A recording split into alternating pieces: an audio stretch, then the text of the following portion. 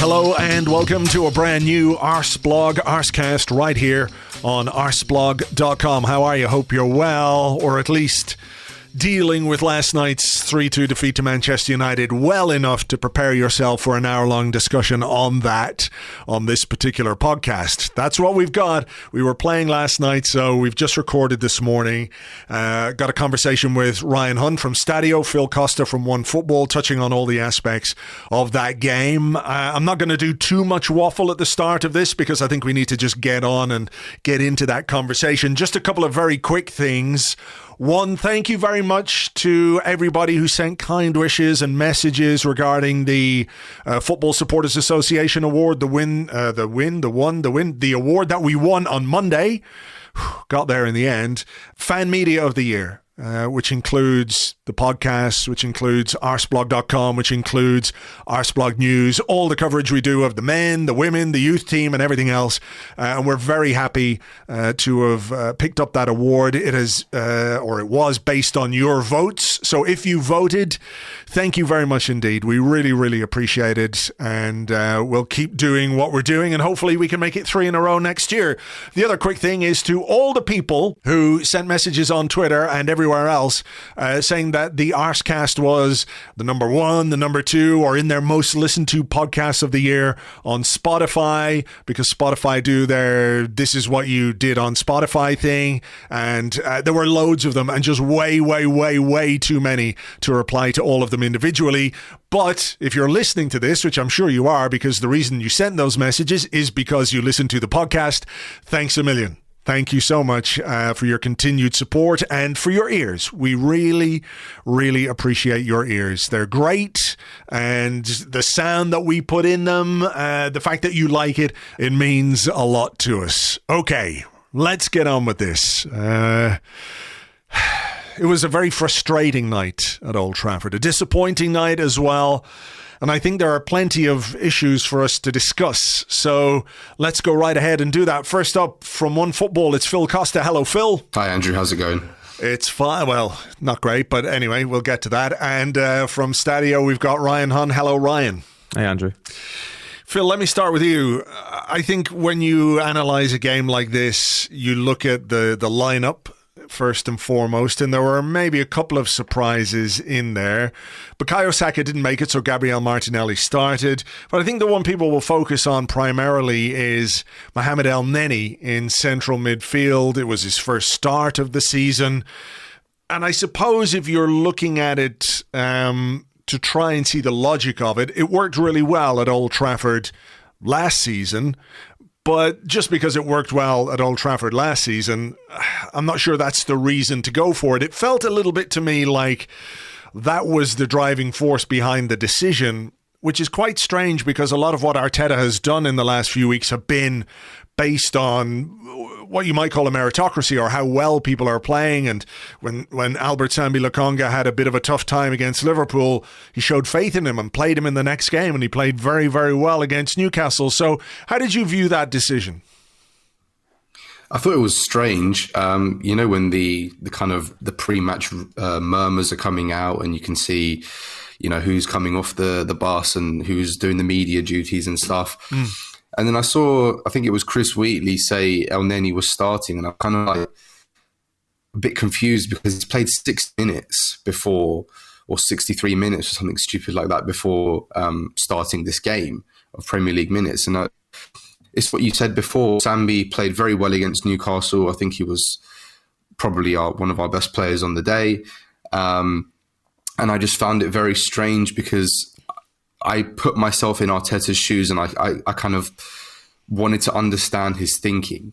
And absolutely no doubt this is a big game for us, and I could understand the desire to want some seniority in midfield, and maybe Elneny could understand the occasion. And, even looking back to last year, maybe there was an idea to be the kind of foil for Thomas Partey, who had been struggling of late. But the thing is, with Elneny, I never can get too mad at him because he is what he is. Like, we know what he does, and he's going to pass it backwards sometimes, and he's going to pass it to Tomiyasu sometimes. And that's fine. He can be perfectly safe and secure on the ball. But I just felt, and this is no slight on him, that the message it kind of gave even before the game started was kind of a slightly negative one. And that's not to be, again, critical of Elneny. I just felt that having had Sambi respond so well against Newcastle, or even having the option to play Maitland-Niles, to be honest, after his man of the match performance, would have been more of a they would have followed Arteta's words more accurately from the last couple of weeks. And I just felt, even before the game, that put a kind of question mark over the team and the lineup. Ryan, there is this perception of Elneny as a very safe player, which I think he is. There's no question about that. I looked at the stats and he played 34 of 39 or completed 34 of 39 forward passes. He also got an assist, which I think is overlooked because of the way that goal went down. It was Elneny's header which fell to Smith Rowe, and by the book, that is an assist. If you're going to give it to any other player, you give it to Elneny. And I don't think he was bad necessarily. I think there's a Thomas Partey conversation that we need to have. I just wonder as well, is perhaps some of the logic of that decision when you have Aubameyang on the pitch, who's a pretty low touch player, and you've got Martinelli on the pitch, who in comparison to Bukayo Saka, for example, is definitely more low touch than him. So as well as providing that little bit of experience alongside Thomas Partey, whether you think that's a good thing or a bad thing, it was about maybe having somebody else on the pitch who had a bit more composure, a bit more control on the ball, even if people are often a bit underwhelmed with what he does with it. Yeah, the control thing I think is the reason, because I think even though Sambi had I think he had the most passes and pass completion against Newcastle, but his pass completion was something like 11% lower against Liverpool. Now, Manchester United aren't Liverpool, and they're not going to hurt you in the ways that Liverpool are, but the way that they will hurt you is if you turn the ball over too cheaply. And I think that as impressive as Sambi has been at points this season, I think there have been games where he's given possession back to the opposition a little bit too cheaply. There was the famous Ramsdale kind of like look up thing, when he did that. So I wonder whether that was in Arteta's thinking, and it was just more about building momentum and kind of recirculating the ball. But then we'll probably get onto it later, but in the whole scope of the game, it didn't really turn out that way anyway. There was a moment where Arsenal lost complete control of the game in the first half. So I understand the inclusion. I don't think the execution of it was, or I don't think the execution justified it to the level even with the assist, if you know what I mean. Yeah, I mean, you mentioned the point at which Arsenal lost control of the game or ceded control of the game, and I'll stick with you, Ryan. It came after the goal. I think we should probably talk about this goal a bit because it's lost a bit in the wake of the result and everything else. It was a really bizarre situation, wasn't it? Because if I was a Manchester United fan, I would be looking at David De Gea this morning and thinking, fuck, you got away with one there. What were you doing? And that weirdness where he just sort of got stood on by Fred, fell over and stayed down while play went on. Smith Rowe cracks the ball in the back of the net after Elneny's header. The referee then blew the whistle after the ball went in, and the way he was standing, it looked to me like he was going to give a free kick to Manchester United for a foul on the goalkeeper by a Manchester United player. That was what I was expecting, even though I could see no reason why that goal couldn't or shouldn't be given. It was a really strange 3 or 4 minutes. I mean, do you think that had any effect on what happened next? Like, if it had just gone in and been a goal, would it have been a different momentum?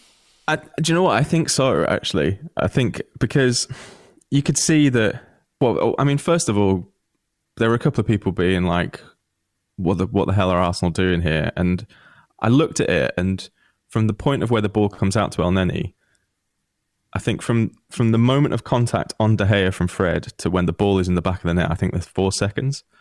And if you look at where the ball is and how many players there are in the box, Elneny probably doesn't even know De Gea's down. Smith Rowe doesn't even look up, he just shoots. So I think putting any level of lack of sportsmanship on the Arsenal side of it it's just bollocks. But I think the thing with De Gea was that he looked away from the ball. He just like kind of curled up in a ball. It was just like, I hope this is all going to be okay. It was like waiting for something to pass, you know? And you could see Atkinson go to blow the whistle and then pull it away again, being like, well, actually, what do I blow the whistle for here? And you could kind of, I kind of feel a little bit for referees in that sense, because I posted a thing afterwards. A guy replied to me who's a Man United fan. He was just like, I'm a Man United fan, but it's legal. The goal is fully legal. There's no way you can rule it out. And I said, this is what I think it is. It's like super annoying. If it had happened to Arsenal, I'd have been like, surely this can't stand. I don't know why it can't stand, but surely it just can't because it's so bizarre. But then you're thinking, well, there is no illegality in there. But then, as always with things like that, there's usually like a subclause under a subclause in the laws of the game that's like, oh yeah, actually they could have ruled it out. But I don't think there was here. And you could just see Martin Atkinson. I kind of felt really sorry for him because he was just like, fuck, I really don't know what to do here. This is I don't know why this guy's just bailed. Yeah. Like, VAR, help me out. Well, and, yeah. I mean, basically it was a goal, but I think because of the context of the goal, I think it gave United more of a kind of a cause than they had before that. Yeah. You know what I mean? It was just like, Bruno Fernandes was just like, I'm really angry about this. I'm not really sure why. I think it's probably at De Gea. It should be at De Gea, but he's my goalkeeper. No, fuck it, I'm going to blame the ref. And then everyone seemed to have like this impetus again, which they didn't really have before that. I mean, I have to say I don't have any sympathy whatsoever for Martin Atkinson over anything. You're a better human than I am, Ryan. But Phil, it was a really strange situation. I mean, he was standing there. You could see VAR talking to him. I think VAR was just saying, no, there's no way you can rule this out. On the TV coverage we had here over in Ireland, I think it was Gary Breen who was on co-commentary, who was going, what have Arsenal done wrong here? There's no, like, literally Arsenal have not done anything wrong, but somehow after a histrionics from one of their own players, Manchester United came away from this with a sense of injustice, when really that, I don't know how that happened. Well, I mean, it's what Ryan said. If you look at it kind of play by play, Fred is the one who steps on De Gea. There's no offside blocking any vision. There's nothing wrong from an Arsenal perspective. El Neni wins the header fair. Smith Rowe finds the bottom corner.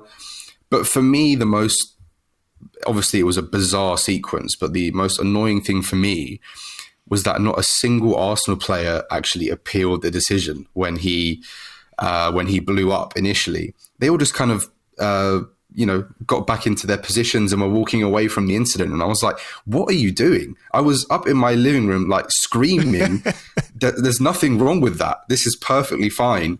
I mean, do you think they knew that? Do you think they were confident that the goal would be given because they knew that no Arsenal player had done anything wrong? I mean, I know what you're saying, and I was a bit the same, but I'm honestly not sure. I think maybe they saw De Gea on the floor and thought, oh, he's probably milking a head injury here or something. But I don't know. I just saw everybody walking away. I think the only player to like berate the referee a bit was El Neni, actually, interesting. But it was just so strange to see everybody walking away because I was screaming and I was convinced they were going to disallow it because, like you said, that kind of long delay where Atkinson's just standing next to De Gea with the whistle in his mouth, and I was just waiting for him to drop the ball next to De Gea and walk away. But yeah, it was a completely legitimate goal. But as you said, for some reason that just completely swung the sort of the impetus and the momentum in United's favour. And I'm sure we'll come on to it, but it's not a unique thing for Arsenal and this Arsenal side to suddenly sit back and cede control. And, it was just really frustrating to watch that again. Yeah, well, let's stick with you on that particular point because it has happened more than once this season where we go in front and sometimes it's a 2-goal lead and we sit back and you can understand it a little more. But, there is a line, I think, between you've scored a goal, do you really put the hammer down and try and get another one and capitalize on your momentum, or do you consolidate? Do you expect the opposition to come back at you and have a go? And certainly United were a bit more fueled by this injustice that they felt, even though there wasn't any. But it's clear that Arsenal took their foot off the gas, for want of a better expression. In the opening 30 minutes, we had 20 completed passes in the United attacking third. For the rest of the first half, we had just 17. And I know game states change and all of that kind of stuff, but how do you view that? Because I don't know if you've seen the tweet, but Simon Collins from the Evening Standard was saying Arteta wary of Arsenal sitting deep after the goal. He's motioning for the team to get out. He says, this is not the way that I want the team to play. This is not instruction. So what is it? If it's not instruction, why are they doing the opposite of what he says? If it is some kind of instruction, are they doing it well enough? How do you view this?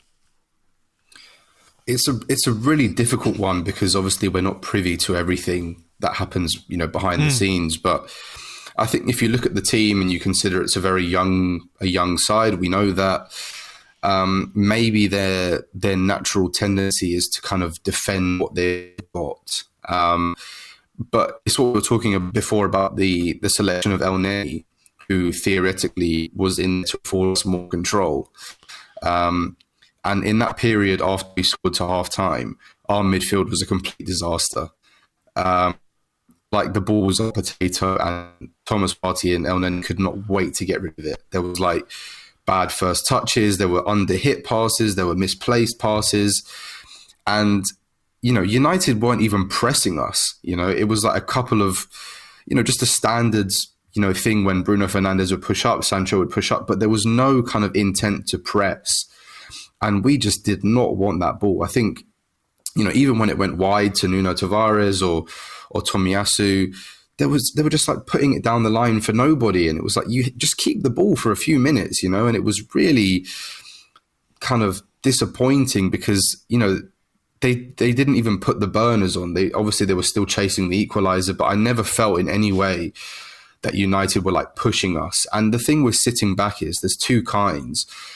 You can sit back and sort of cede control, or you can sit back and manufacture pressure from the other team.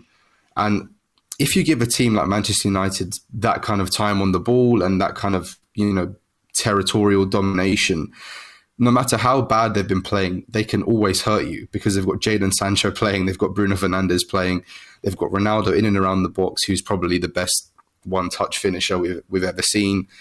And it's just you're kind of asking for it in a way. And I don't understand it. We did it at Leicester. We've done it against Spurs as well a little bit, even though the circumstances were kind of different. And you could see it happening. And to concede just before half time, for me, that was probably the worst thing that we could do because it completely changed not only the impetus of the game, but the halftime, talks. And it just put them in a positive mindset and put us down, which showed again in the early stages of the second half. Ryan, do you think this team's issues when it comes to goal scoring, which I think are obvious and everybody can see that we don't score enough goals, do you think that might play a part in this kind of behavior, in that you've scored and you're okay, let's go and score again, but maybe there isn't the confidence in our ability to get that second goal, which then transmits itself, or translates rather, into a more defensive mindset, even if it's not necessarily what's being instructed, go and do that thing that you're not really that good at doing or not that capable of doing on a consistent basis. You kind of go the opposite way, if that makes sense. Yeah, I think that's fair. I think it's worth remembering that obviously this is a young side, right? We've talked about it a lot.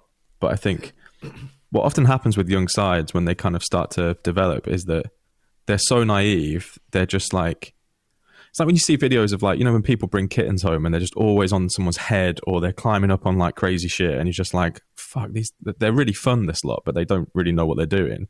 and that's something that you often see with young football sides, where they'll just go and attack because they don't really know what else to do. They just want to play football, and they're super exciting, and they'll hammer teams 5-0 or something like that. Think of those really that great Monaco side that got under Jardine that ended up getting pulled apart really young. There's always been teams like this come through in Europe. And the problem with Arsenal, I think, is that they're kind of not that. They're almost a young, naive team that's playing, or that's attempting to play with this hyper structure, hyper control.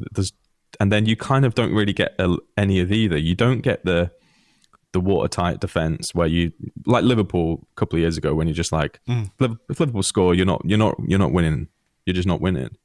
But like you said, they're not creating enough chances. And I think that what happens this season, I think we spoke about it last time I was on, Andrew, about how, like, compared this Arsenal side to, you know, an NBA side that's young and got a load of great draft picks, is that you're going to have these huge bumps along the way and they're going to suck.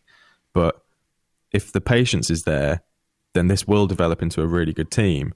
But the problem is, I think, that what we've seen from Arsenal this season is that if there is an ounce of a sense, or like a smidgen of a sense of occasion, they just wobble. They're like, what are we doing? And I think that happened against United. I think they played Manchester United at Old Trafford as an occasion, as opposed to this Manchester United side at the moment.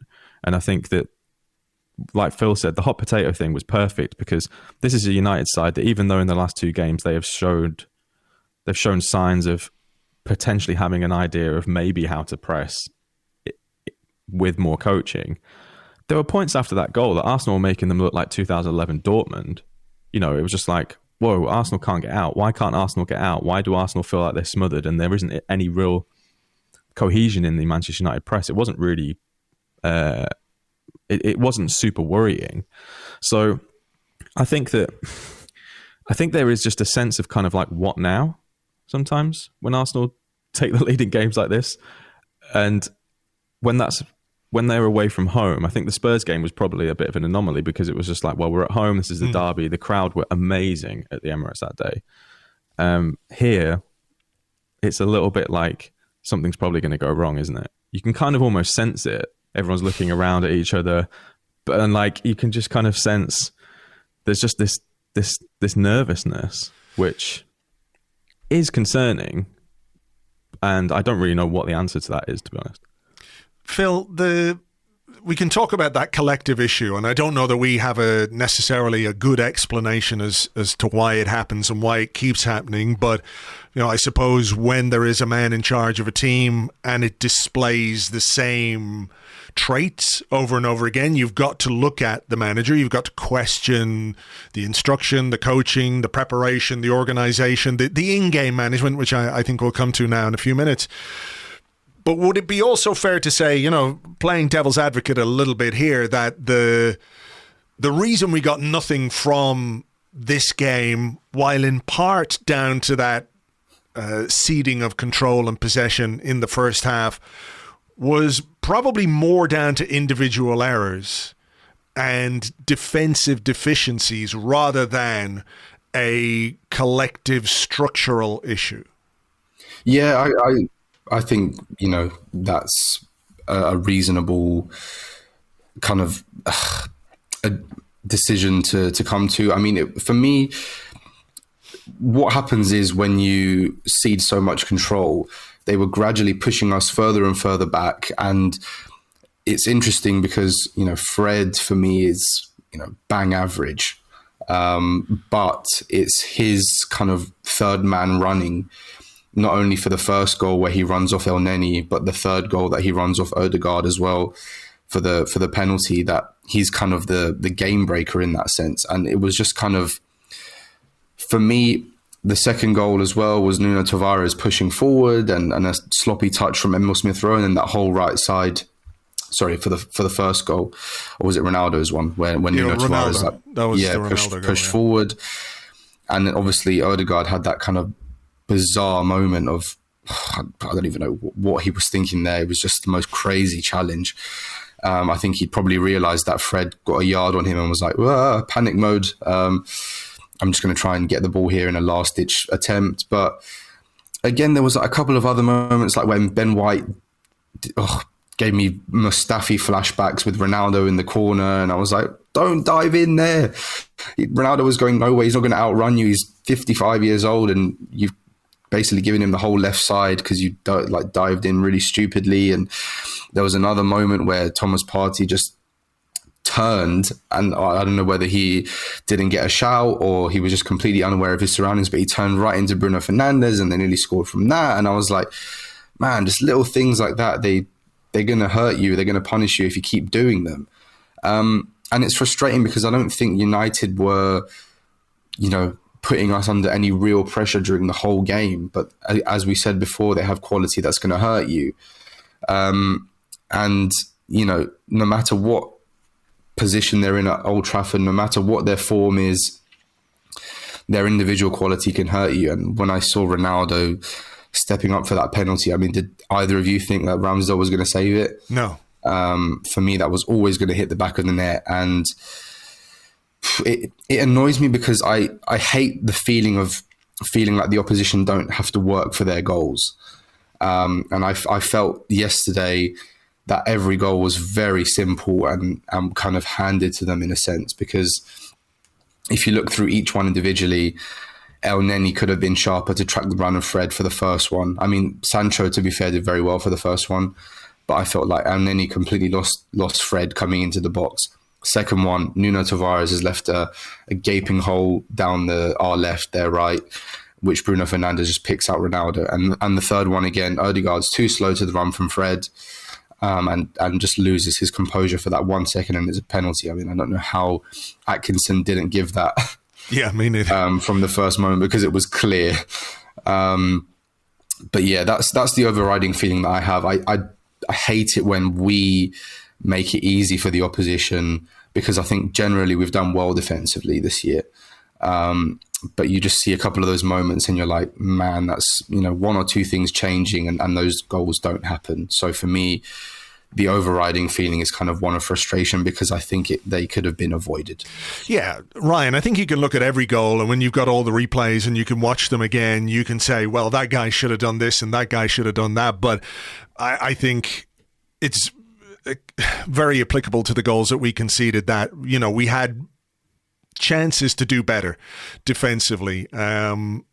Ben White, I think, before the first goal, doesn't make a very good clearance. He just plays it to Harry Maguire instead of, I'm not saying he should just lump it all the way up the other end of the pitch, but if he does, you can get organised. There were issues beyond that. I think White as well was not quite aware of Fernandes in the box the way that he should have been. Tavares was trying to play and trying to get out and trying to intercept, which I think he actually did quite well. But I think Smith Rowe, who looked tired to me last night, was caught on his heels and they exploited that space. I don't think Thomas Partey was great. Again, Fred was making a run into the box there off Ronaldo. Yeah, I mean, it's mad, isn't it, that Fred could go from like this chump in the first 15 minutes who couldn't pass the ball to like he looked, he was hugely influential in their win.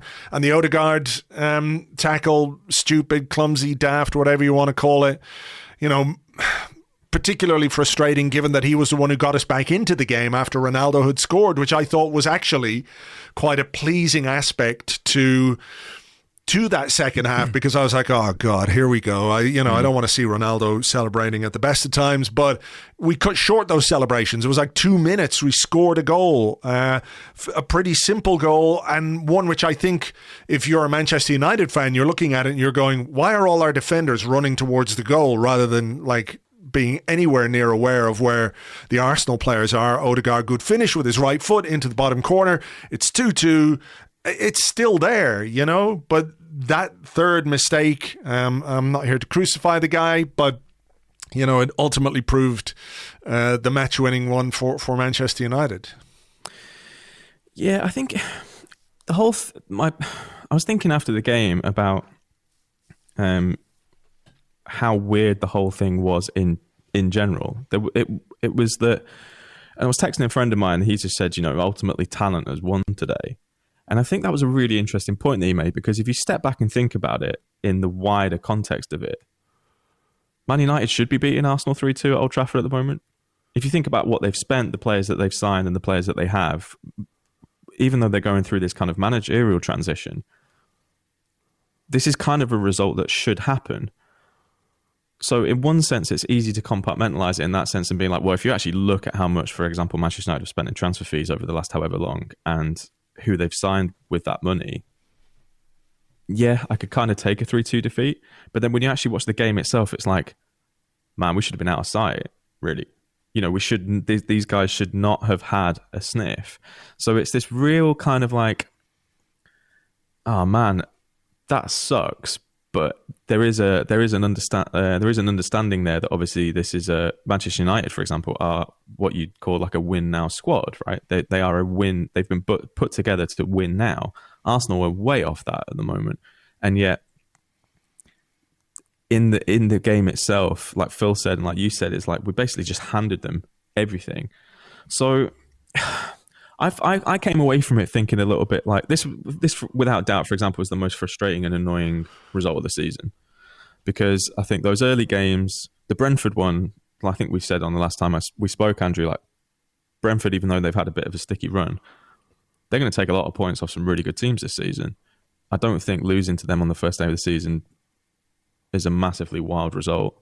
We know about the rest of the games, and then obviously the Palace one was a little bit tricky, but this one was just kind of like there was a chance there to go into the top 4 in December, which feels like it would have been huge, like genuinely quite huge. And beating Manchester United at Old Trafford, we were 5 points ahead of them before the game started, I think. So opening up an 8-point gap on that, there was almost like, I think that for me, I know I'm rambling a little bit, I think for that, because it was quite a confusing aftermath, I think for me, that was the main thing. It was just like, oh man, that's a real shame, because that would have been, Musa loves to call them statement victories, but it would have been a statement victory. It would have, all the hype around West Ham, Arsenal would have gone above them. And for all of the pessimism around Arsenal, looking at the table and being 4th at this point behind those 3 sides, which are just light years ahead of everyone else in the league, I think would have been amazing. I think for me, that's the most disappointing thing, that Arsenal didn't lose by being played off the park. And yeah, it's just that's the real kind of like the thing that sucks for me about this game. It's a huge swing on the confidence-ometer, isn't it? Yeah, that's a really good way to put it. Yeah, because if you beat Manchester United, Phil, you're going, okay, this team, maybe it's got a bit more about it than I thought. And when you lose like that, you're thinking, oh, maybe there's much less about this team than I thought, or some of the worries that I have about them are still way too close to the surface, if you know what I mean. So there's that aspect of it, but then there is and I don't know how much you think this is relevant beyond it being one of the things that is used to gauge the level of a team, the big games. So we've been beaten by Manchester United, we've been beaten by Chelsea, we've been hammered by Liverpool, we've been hammered by Manchester City, albeit on a day when we had 10 men and away from home at Man City. So how much stock do you put in that? I mean, does it really matter if Arsenal, let's say, go to Everton on Monday and win the next 4 or 5 games? Like, a win against Everton in points terms is better than 2 draws, at United and Everton. There are confidence issues, you've got an unbeaten run, etc., but ultimately it comes down to points. So, like, is that something we need to be especially concerned about, or is the focus, or should the focus be on picking up the points in the games that we're expected to pick up the points in? I mean, obviously big games are definitely a measure of progress, and kind of, in particular, those games that we had earlier on this season, you could kind of put to one side because we, as you said, we had 10 men. There were players missing through COVID and stuff like that. And you can, obviously they happened, but you can put those aside and say, okay, we're going to move on now. But for me, we're in a stage of our development now, in our process where, as Ryan mentioned before, Liverpool, Chelsea and Man City are just comfortably, ahead of anybody else in this league. I think there's only 4 teams with a positive goal difference in the Premier League, and those 3 are all in like the 20s, and West Ham are on 4, +4 or +5 or something like that. And I think it's just, where we are not there yet. And people will be listening to this and scoff and say, well, we're Arsenal, and why should we be looking at them from this kind of angle? And I don't want to do it. I don't like doing it, but I can kind of understand the wider context of things and say, look, we want to be there, but we're not there at the moment. And where we should be judging ourselves is how we can beat the teams below us and around us, which is fine because we've beaten Spurs, a very good day at the Emirates, a really good win. But for me, today was as kind of Ryan mentioned, this was a big chance to kind of cement something within the side that says, look, we are here. And, you know, this was a United side who'd only won, I think, one of their last 9 Premier League games. 2 defeats, 6 draws, 1 win, I think was their record coming into this game in the Premier League. They have Mikel Carrick as their manager, you know, who looks like a sixth former when he's wearing that little suit on the touchline. Hey, you know, listen, man, undefeated as a manager there. Yeah, he doesn't look the part whatsoever. And obviously the atmosphere at Old Trafford was different. You know, they're at home, so they can get G'd up by a few things. But for me, this was a big opportunity missed, because 8 points between us and United would have been a hefty sort of margin going into a busy Christmas period. It puts them down. It gives us a boost. And like you said, we could respond on Monday with a win at Everton and everything's kind of rosy again. But for me, it was, again, you know, I can take a defeat, but it was more of the manner in which we lost and how we want to conduct ourselves in these kind of games, because I think there was an opportunity for us there to really make a statement. And, you know, it's about the response now. As Arsene Wenger said, it's always about the next game. He was very big on that.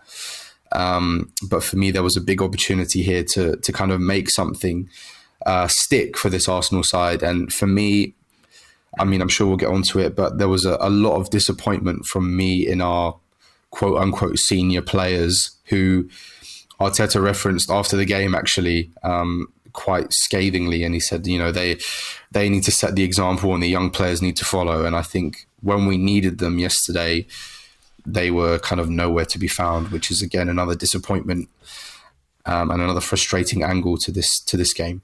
Maybe, you know, the statement is we're not quite ready to make the statement, which isn't to excuse it, you know, and we were architects of our own downfall. So, and that's in our control. Ultimately, that's what makes it frustrating, is that aspect of it is in our control, what we do or what we don't do, regardless of what United do in those circumstances. Let's do the senior players thing. I don't know if we want to take them one at a time, but I've seen 2 in particular come in for some stick on social media. So, Ryan, I'll start with you. And I think Pierre-Emerick Aubameyang is the first name that comes to mind. Look, I don't think he's been great. I do struggle with this one because I'm not convinced by our striking options or our striking alternatives, if you like. So Aubameyang has had some misses. I don't think he missed anything particularly egregious last night. There was one at the back post where De Gea made a save, but a replay showed that he was probably going to be given offside. It was one of those where, you know, you would expect him to stick the ball in the back of the net. I'm not saying his form is great.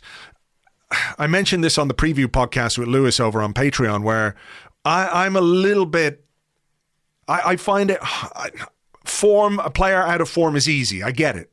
A striker who doesn't score goals is out of form. Simple as that. But I don't really know where the Aubameyang is lazy, Aubameyang doesn't care stuff is coming from. And I think that's what has surprised me about some of the prevailing conversations on social media. Like, I completely get worrying about his goal scoring and whether or not age is catching up with him and whether he's sharp enough and things like that. But I don't see a player who isn't trying.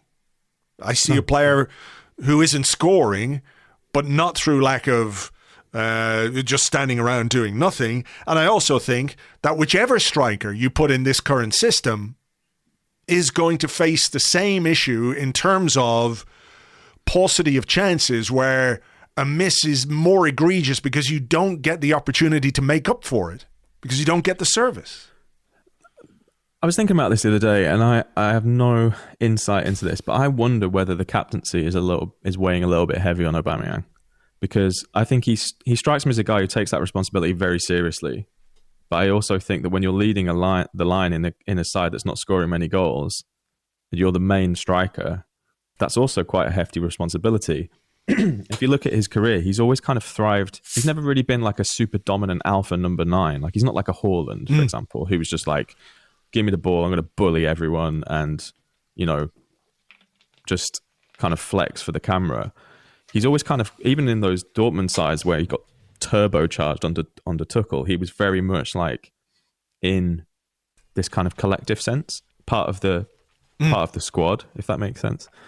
And I think that when he seemed to really enjoy when Arsenal went with that young 3 behind him last season. He seemed to give him a little bit of kind of a new injection into kind of like, oh, this is fun. Actually, people are creating and there's all this youth behind me and I'm a little bit the older head and this is fun. But I do wonder whether he's looking around a little bit and being like, yeah, there's no one else really stepping up either, which isn't to, give him a pass or anything because he is the captain. But I do wonder whether there's just a little bit, because if you do look around that whole 11, who are the people who are going to, for example, like Phil said before about like berating the referee, who's going to be the first person to step to the referee?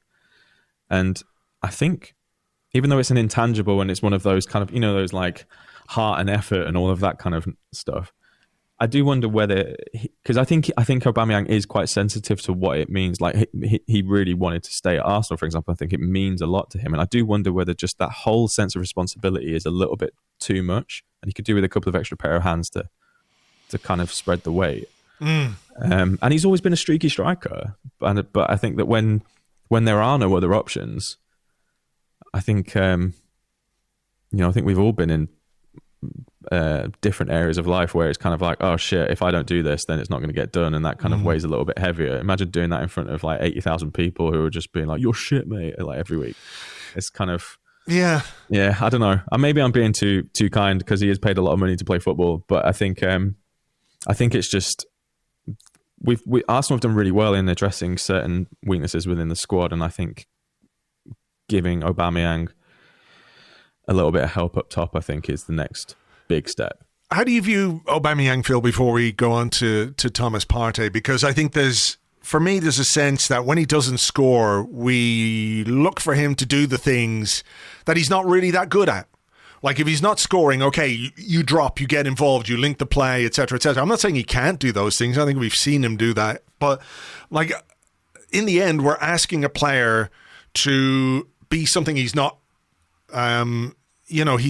He's a goal scorer, he's a chance taker, he's a finisher. And I know people are going to be listening to this saying, well, he can't finish anything at the moment, which is true. But, we know the kind of player that he is. And at 32 years of age, he is not going to, change, really. So I have some sympathy in that sense because, it reminds me a little bit of when we had Giroud up front, that people wanted. Giroud was what he was, the kind of player that he was. Aubameyang is who he is. And there's this sort of clamour for these guys to be something that they're not all the time, if that makes sense. Like Giroud is like a 20-goal-a-season striker and everyone was giving him pelters because they wanted him to be a 30-goal-a-season striker. He was never going to be that. And I think Aubameyang is never going to be anything other than the player he is, but we're asking him to do a lot of things which don't play to his strengths. And again, that's not to make excuses, it's just to analyse the situation. Yeah, completely. I mean, it's funny because, this is a prime example of wanting what you don't have. Because when we had Giroud, everyone was like, we need a striker that can run in behind. We need somebody who can, with a bit of pace, to be on the end of chances. And now Aubameyang is going through a bit of a tough spell and everyone wants Dusan Vlahovic because he can hold up the ball and bring others into play. And it's like, you always want what you don't have because you're being frustrated. And the illusion of something different is, being dangled in front of you like the carrot to the donkey. So for me, you nailed it. Aubameyang has never been the striker that's going to post up against the defender and, bring Saka and Emma Smith-Rowe into play. I mean, he's done it on occasion. I mean, we saw it against Spurs. His combination with Smith-Rowe that day was really nice on the left. And he did similar against Aston Villa when Smith-Rowe scored. There was a lovely bit of play between those two to get Smith-Rowe away. But first of all, there's been a long issue with Arteta and on our sides not creating enough. And as you mentioned, if you miss one, there's so much hyper analysis on those missed opportunities because they mean so much.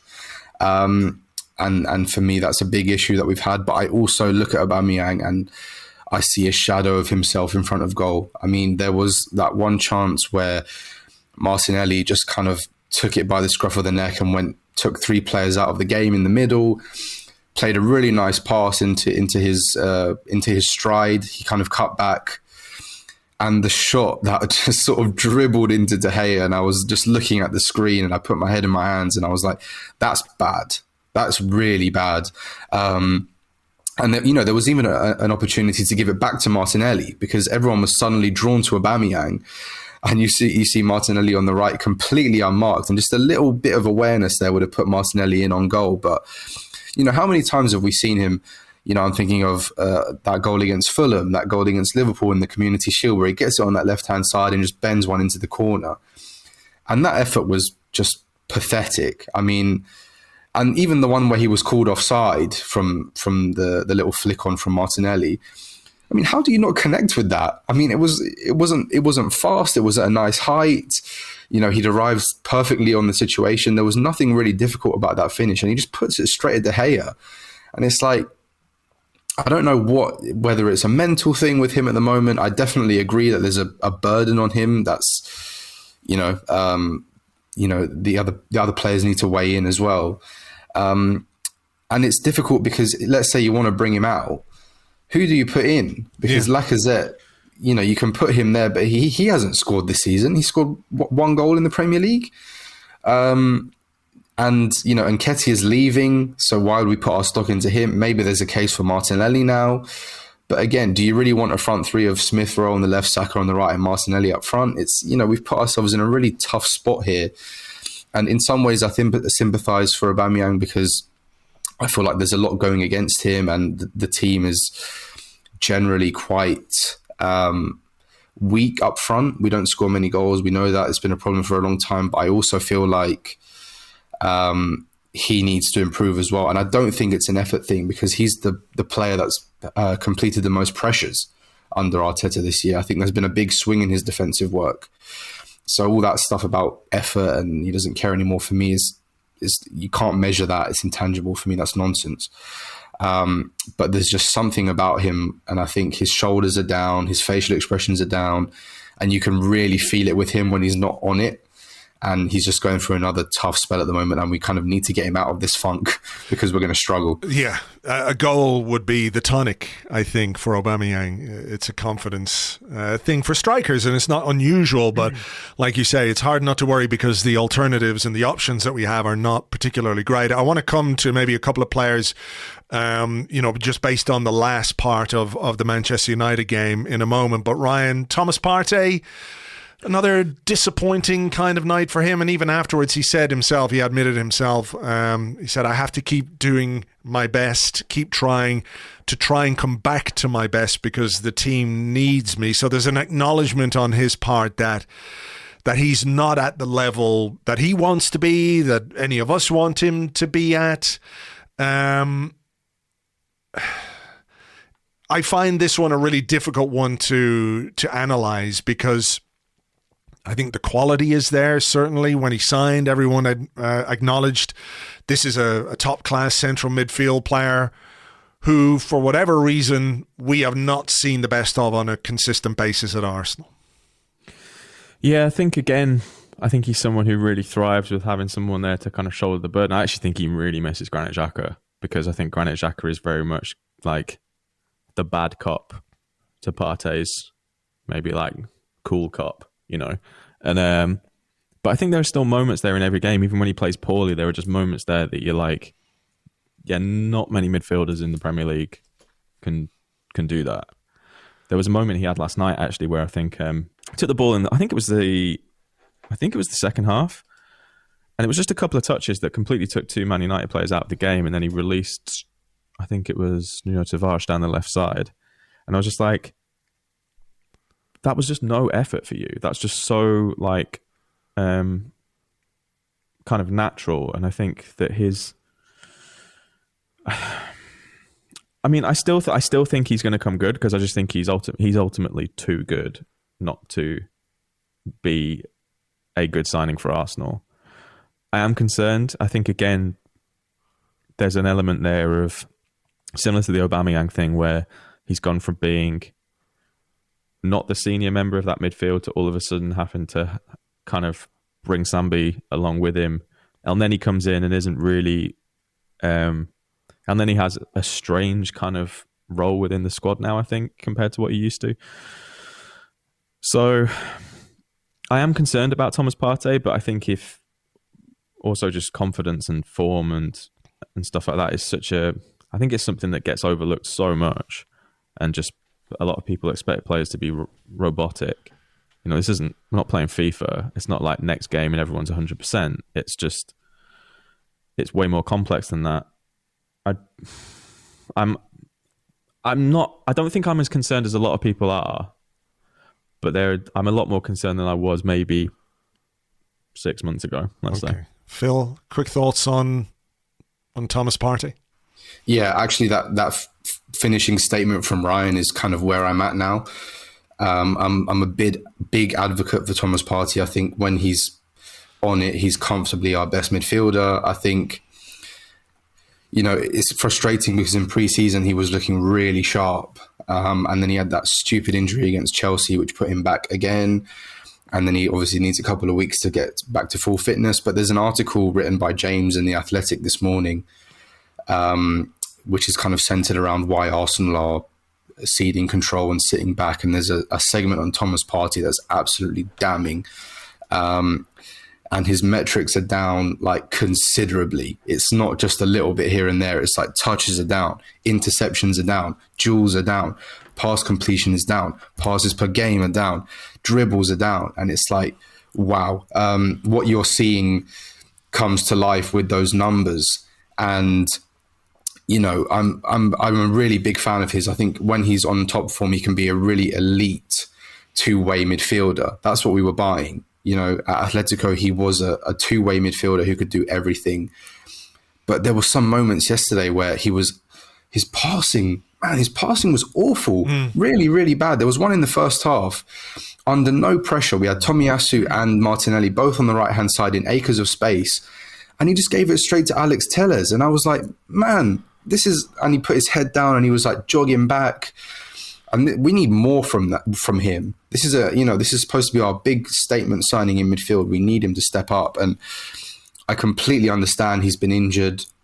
I completely understand that he's kind of the big boy now in the midfield, and that brings new pressure, new responsibility. Completely fine when maybe he hasn't had that kind of responsibility before, but he's just getting the basics wrong sometimes. And what's worrying me the most is how poor he's been in duels. He's being bypassed so often. He's losing out on 50-50s that I never really saw him do last season. And I don't know whether he needs to be sat out for a game. Can we even afford him to be sat out for a game? I don't know. But yeah, the last few weeks have really put a question mark on him. And I think he will turn it around, but we need him to do it quickly, because before he goes to AFCON, we've got a tough schedule. And we kind of need him to step up because, the last few weeks have not been good. Not been good. All right, look, I want to wrap this up, but I'll stick with you, Phil, on this one. And we're sort of going back to the game and back to the final stages of the game. And Mikel Arteta made a couple of changes where he threw on Alexandre Lacazette for Aubameyang, striker for striker. You need a goal. I have to say I was quite surprised to see Eddie Nketiah come on the pitch. I'm not really sure what the logic was. This is a guy who hadn't played in the Premier League for us so far this season. There were reports during the week that he'd rejected a contract offer. You know, the ins and outs of that particular offer are another thing. But, you know, this is a guy whose future is not with us. It's not to be critical of him. This is the way football works. But he's not going to be with us next season. He hasn't played a great deal of late. He's not necessarily anything other than a penalty box poacher. A guy will get his toe or his head on the end of something in the 6-yard box in that kind of area. And he was being asked to drop deep and asked to link play and do things like that. And I found it strange. It also raises a huge question about what the fuck is happening with Nicolas Pepe. Because I get he's an imperfect player. I get he's got flaws. He played 5 minutes of our last 5 games, but I'm thinking we're away at Old Trafford. We're playing against a defence which is not particularly great. We need a goal. I think Pepe had the most goal involvements for Arsenal last season in terms of goals and assists combined. And when you need somebody to deliver something, I'm baffled that even if Pepe has been slightly on the fringes, he is not the guy you turn to in circumstances like this. So that decision, I mean, this is where some of what Arteta did yesterday felt a bit like, well, this is sort of like the old Arteta, if you like, and not this slightly improved recent version that's been easier to get behind. Any thoughts on that situation, that decision, and what does that say about what's going to happen with Pepe? Well, I mean, very topical for this time of year, but stick a fork in Nicolas Pepe because he's done. He's like a turkey, that's been ready, primed for the Christmas table. I mean, we know throughout Arteta's tenure here that he's never really fancied Nicolas Pepe, but even in some moments, there have been times when he could put some form together or he'd be used as kind of the first sub if things weren't going well, but now he's just completely out. And I don't even see the opportunity for him to come back in, because we saw it a little bit with Martinelli being put on the right against Newcastle when Saka went down. I mean, I'm sure not many people would have had an issue with that. We like Martinelli. He brings a lot to the team. But again, today, when Eddie Nketiah is coming on ahead of you, it's bad news. And I have general issues with the substitutions, because why was, Emile Smith-Rowe looked tired, absolutely fine with him coming off. But why did we need to keep, for example, El Neni on the pitch, or Thomas Partey on the pitch, or Tomiyasu on the pitch? We could have easily gone with one midfielder, maybe dropped Ødegaard deep, for example, and stuck on, Nicolas Pepe to play wide, or, I didn't see the need to bring on Nketiah and Lacazette in that, because we just lost all the ability to play through the middle. Yeah. There was, obviously, we had Partey and El Neni sitting there deeper, but without Ødegaard or Smith-Rowe, we just completely lost everything around the edge of the box. And there were a couple of crosses coming in from Tavares that found Saka at the back post. But, United had bodies in the way, and there was no kind of guile or someone willing to take responsibility in that sense to say, right, I'm going to find the pass here, or I'm going to crack open this defense. And we just completely lost any impetus after that. I mean, did we have any kind of big opportunities in that final 15 minutes, those 10 minutes? I mean, apart from that one Saka shot that was blocked by Fred, maybe. Yeah. It was just kind of crossing into the box and seeing what would happen. But to who? Nketiah and Lacazette. It's just like, come on, we need more than that.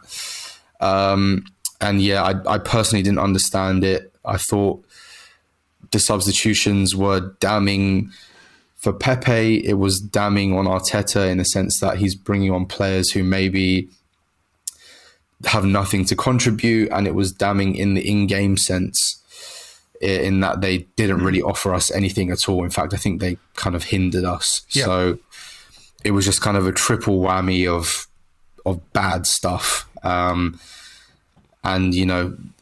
I hate to bring this up, but under Arsene Wenger, he would bring on all the attackers, but I always felt like we could maybe get something from the game later on when we kind of chucked everybody on. And I just felt like, Nketiah came on, I think he committed 3 fouls and that was his kind of contribution. So, it just wasn't good.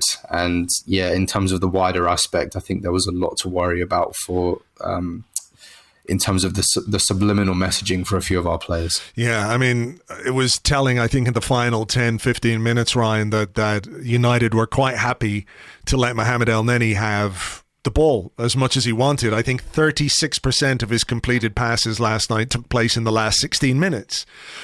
Yeah. And I think Phil's point there about,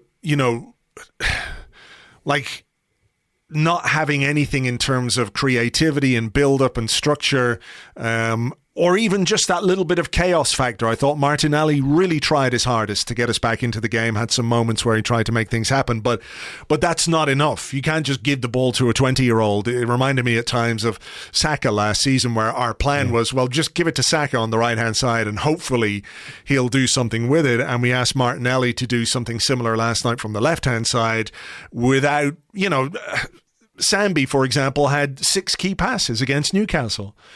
Even if you don't want to start him, there's the potential for him to come on and maybe do something in midfield in the final stages of a game. So I thought those were poor substitutions from Mikel Arteta, and the Pepe thing obviously is going to remain a big issue.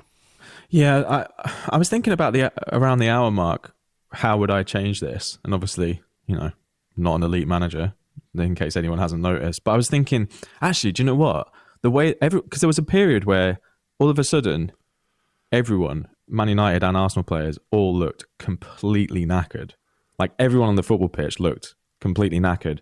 And I was thinking, actually, do you know what? I'd bring Tierney on for Tavares, because that last 15, 20 minutes or so was crying out for some element of just structure in an attacking sense. And what I think Tierney does really, really well is his delivery and combinations in the left-hand side always are quite accurate and pinpoint, and they're the closest thing I think that we get to creating those kind of Manchester City chances, when he combines. And I thought, actually, Dalot I thought played quite well for Manchester United, but I think at that point of the game, and also from a leadership aspect as well, Tierney's going to come on and really, same as Lacazette in a way. So I would have actually brought Tierney, Lacazette, and I couldn't figure out the third one, but I think it definitely would have involved what Phil said and dropping Erdogan into midfield with Partey, because I was just like, I can understand that it may not have been a bit of a popular substitution when you're tracing the game and you're bringing on a left back for a left back, but I just think that what Tierney does offer you in an attacking sense is very different to Nuno. And I think at that point in the game, I thought that would have been quite an interesting thing to see, because like you said, there just seemed to be no actual like structure, combination, or much thought into our attacking play at a point in the game where, like, even with a 3-2, I'd nearly tweeted, I was just like, there does feel like there's another 5 goals in this game. There really could be, like, for anyone, because it just felt so unbalanced and unstructured that if one side had really imposed some kind of structure on the other, I think they would have walked away with it. The Nketiah thing, I just don't really get, to be honest. I think that once the decision has clearly been made, and he's not ever been a prolific goal scorer for Arsenal, I think that's a really strange decision. And the Pepe thing, I mean, I have nothing to add on that you guys already haven't covered. So, all right. Well, look, we'll wait and see what happens. Some decisions to make, I think, ahead of Monday when we face an Everton side who, like Manchester United, have been on a pretty bad run of late. So they'll be licking their lips at facing the team that ends bad runs for teams on bad runs. But hopefully we can avoid that. Lads, thanks very much as always. Great to talk to you. Phil Costa, thank you. Cheers. Thanks so much. And Ryan Hunn, thank you very much. Thanks, Andrew. Thank you very much indeed to the lads. Phil is on Twitter. He is @_Phil Costa, @_Phil Costa. And Ryan is @Ryan Hunn, @Ryan Hunn. And of course, he's the co-host of the Stadio podcast on Ringer FC and also part of the Righty's House team, which I'm sure many of you listen to as well. That was on lots of the Spotify thingamajigs, whatever it's called, that we were sent over the last couple of days. So if you're not already following and listening, etc., go do that right now. I think we'll leave it there for today. Of course, we've got a game on Monday night against Everton. We can talk about response. We can talk about team selection. We can do all that on the preview podcast that we're going to have over on Patreon. Myself and Lewis will do that for you probably at some point on Sunday. And of course, James and I won't be able to record the Arsecast Extra until Tuesday because the game is happening on Monday night. James is going to be up there, so it'll probably be Tuesday afternoon before we have an Arsecast Extra about that particular game. Hopefully, we can get ourselves back on track. We need a win from that game. You know, I think this season there have been signs that when the chips have been down, we are capable of responding. And if that's the case on Monday night, I'm sure we'll be feeling a bit better about things on Tuesday. But we will cross that particular bridge when we come to it. As ever, thank you very much indeed for listening. Really appreciate it. And we will catch you on the next one. Until then, cheers. Oh, I should just say that in the interest of getting this podcast out really quickly today, I don't really have time to do the end bit of the podcast, the bit after the music that's always there. These aren't normal circumstances, so I'm just getting this out and making sure that you have something to listen to as quickly as possible. That will, of course, return on next week's show because, well, that's just kind of what we do. Right. Until next time, have yourselves a great weekend. Cheers. Bye-bye.